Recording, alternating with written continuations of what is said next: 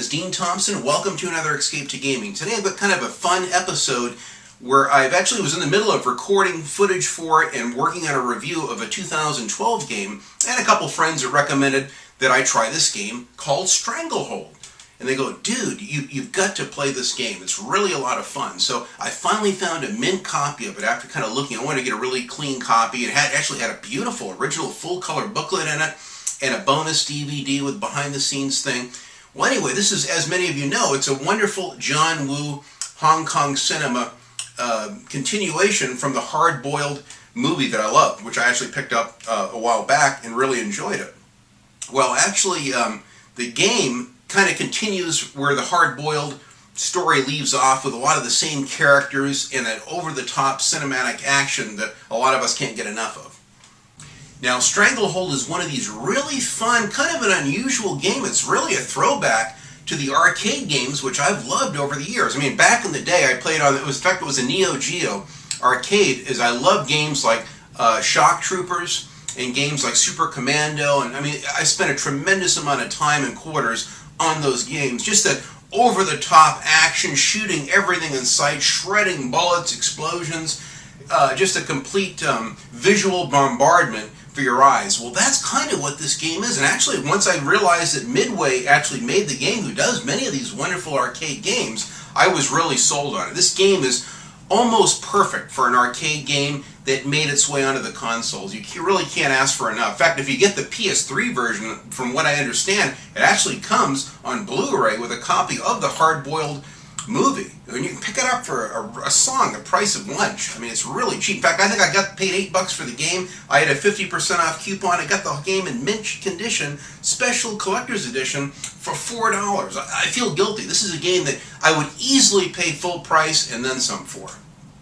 Now, the story of Stranglehold is kind of a typical, you get this kind of a hard-edged cop, anti-hero cop, doesn't like to follow orders, does things his way as a maverick. So right away, I already like the character.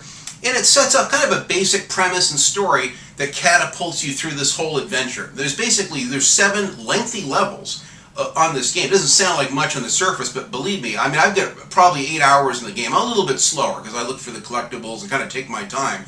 And I really get beat up on the game. The game at times can be tougher than a cheap steak. I mean, you really had to work hard at redoing the levels over and over to get through them. I would almost make it through a level and get jacked up and have to redo it. So I love challenging games, and Stranglehold is one of those games. At first, it was a little bit kind of cumbersome with the controls. I wasn't used to it. I play so many third-person shooters and FPS games that it took me a while to get used to it. But after about 90 minutes into it, man, I rolled my sleeves up and had a ball with Stranglehold.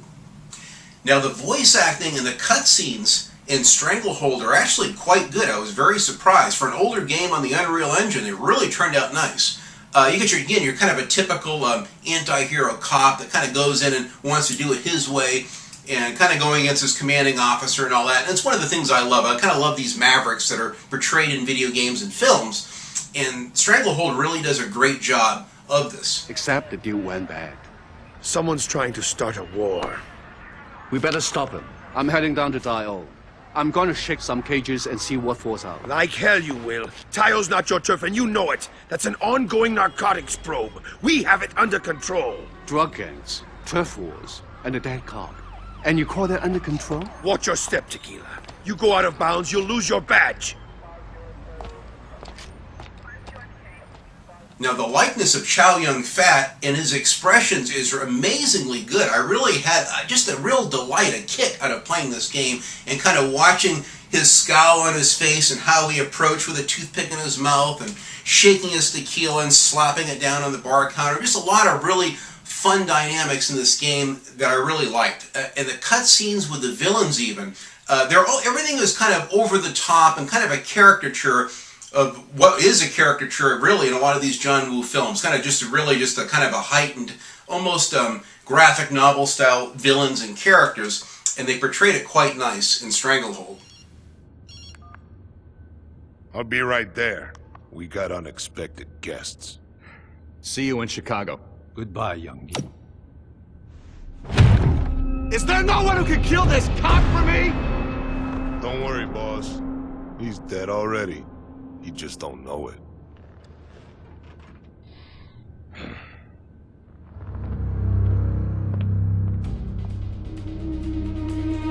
So in Stranglehold, you go through a wide range of locations, beautiful back Hong Kong alleys with neon signs and steep stairs and little marketplaces, just lots of ins and outs. It's really a visual bombardment. There's so much going on, and it has these delightful environmental kills. It'll be like a little glimmer that you'll see above an old, neat, crusty neon sign, or something in a marketplace, or perhaps, even something in the environment, telephone poles or boulders that are being held up by a board or something. You can shoot these things, they have a little glimmer on them, and then everything will kind of come down on top of your people and take out a slew of people and bad guys, which I really liked about this game. After leaving some of the downtown Hong Kong areas, you're kind of, working your way down the China coastline. Beautiful, gorgeous outdoor scenes with great elevation changes of these little villages with drug labs that you got to take out and go in and completely destroy the drug labs. And it's almost like a platforming puzzle. There's a lot of really cool elements to this game, and the graphics are just a visual bombardment. I can't believe the detail they pack into this using the Unreal Engine, and even for an '07 game, it really holds up fairly well today. Eventually later you kind of work your way to the United States. You're dealing with more, kind of triad, Yakuza, mob tie-ins in the U.S., and then you get some gorgeous scenes in a club in Chicago and in casinos. There's even a great scene where you have to defend this jazz band that's playing and try to keep all the members alive as long as you can. It's over the top. It's almost a caricature of everything that you love about Hong Kong cinema. I can't rave enough about how awesome the action is in this Stranglehold game. You get a great array of really violent, action-packed machine guns and, M16 type guns and, automatic shotguns.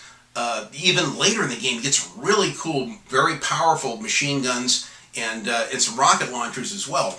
But aside from that, and again, it deviates. It does have a cover system, which I didn't use a lot, but it's really cool. You can even kick over tables and set up behind them to, and work your way around walls and columns and things like that. But the game has this perfect Max Payne type bullet time deal that you go into. In fact, sometimes I almost wonder, it's almost in some ways even better than Max Payne. It's really cool. Kind of cartoony, but just over the top. He flips forwards and backwards and sideways, and you can dive onto rolling carts and slow motion epic shootouts as you're working your way across the room. It's just really very, very well done. There's even some really cool mechanics also that you learn that are unlocked as you progress through the game, as you have a little meter that builds up, depending on the kind of stylish kills and headshots and stuff like that you end up getting. So once you start filling this meter up, you have a directional button you can use with your left thumb, and you can hit one direction for your health, and it has 3 other modes that you slowly unlock as you go through the game.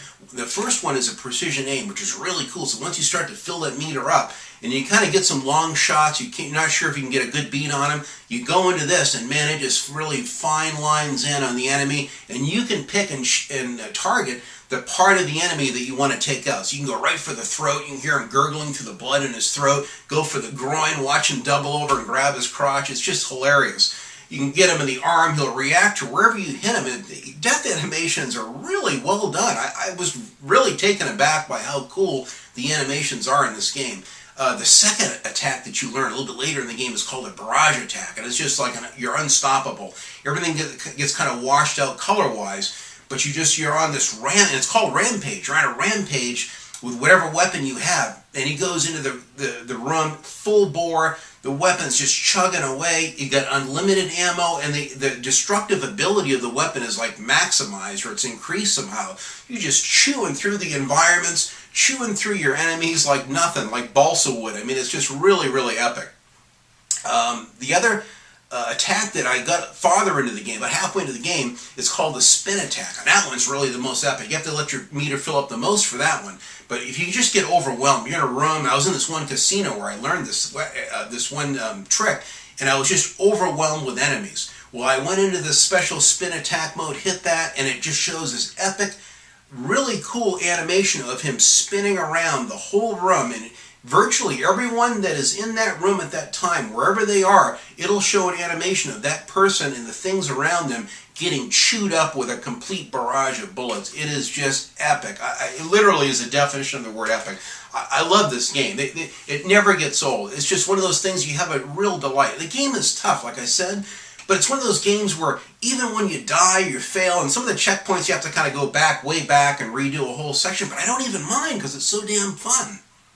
Another one of the really cool dynamics in Stranglehold is they have these Mexican standoffs where all of a sudden you kind of go into one area and it triggers a scene, and you got usually 4 or 5 or 6 enemies, and they're all around you. It kind of shows, it pans around and shows all the enemies, and you've got literally a couple seconds, kind of in a slow motion, to take them out. While they're shooting back at you, use your left thumbstick to kind of swerve and miss the bullets this way and that, trying to aim at them or hitting environmental objects that are near them that will take them out, whether it's an explosive canister. There's a lot of those in the game, lots of explosive barrels and canisters.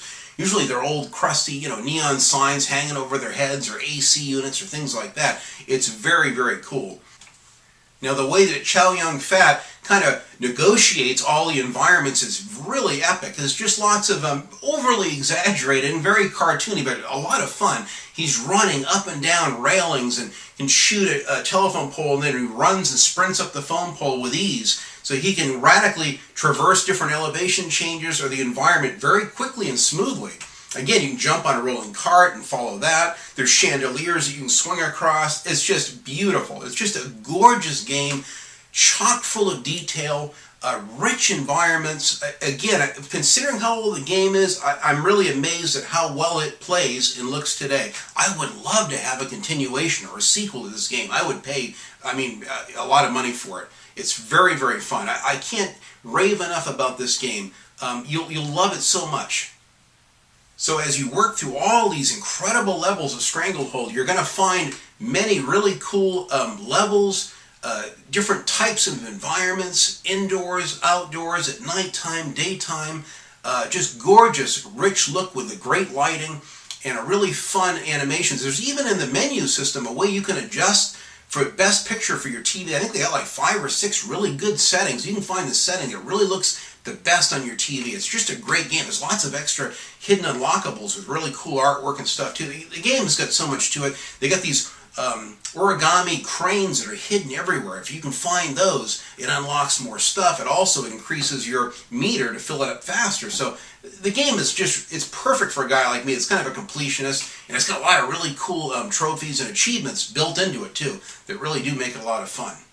The game really boasts some epic, on-rail shooting deals where you're in a helicopter with just a high-powered machine gun, working your way around the China coastline, taking out these boats. It's just over the top. And then they're firing, some of them are firing rockets at you, and you can slow down time and take out the rockets, and oil drums near them, blowing them up. It's just really rich with detail, rich with an explosive nature that just makes it action-packed to the max. The other thing, later in the game, I found a really cool level where you're just kind of swinging and you're taking out a helicopter, kind of almost a reverse effect. And just these really excellent on-rail shooting sections. They really mix up the variety of gameplay to keep it fresh all the way to the end of the game. Some people kind of accuse it of being a short game, but again, for me, it took me a while to get through it. I thought I was going to blow through this in 2 nights, and I was wrong. A lot of trial and error, but again, I didn't mind it because it was so stinking fun. It's kind of funny because I just did this Guilty Pleasures segment, which was fairly long, and it actually was like 10 mini reviews packed into one really lengthy video. And I was talking about these Guilty Pleasures and how much fun they are. Well, let me tell you, Stranglehold quickly made it to the top of my list. The game is, I can't recommend it enough if you want a really fun game. Some games are kind of dated, and you can have fun playing them, but this game really holds up well today. And it's just very colorful. It has some of the best level design, frankly, I've seen in an arcade-style game like this. I was very, very impressed. I can't recommend it enough. So if you want to have a lot of fun, and for the cost of, frankly, a burrito or a hamburger, you can really get a very good condition version and copy of Stranglehold. I would run out and get it as quickly as you can. And for some of you guys that already have it, know how good the damn game is, just take a minute, blow the dust off the disc, slap that bad boy in, and have fun with it again. I really had a really good time with Stranglehold. So I hope you found the review helpful. And I'm going to be, again, bringing a lot more brand new 2013 games coming out, which I'm really looking forward to, and a couple more good ones that didn't get a lot of reviews from 2012 as well, on top of a lot of rants and things like that I've got coming. So thank you very much for watching and taking the time to watch my videos. I realize that some of them are a little long, but I get so much to say, and I get so passionate about these games that I want to take the time and really review the dynamics of them that I think are good. So again, thank you very much for watching, and enjoy your games, guys.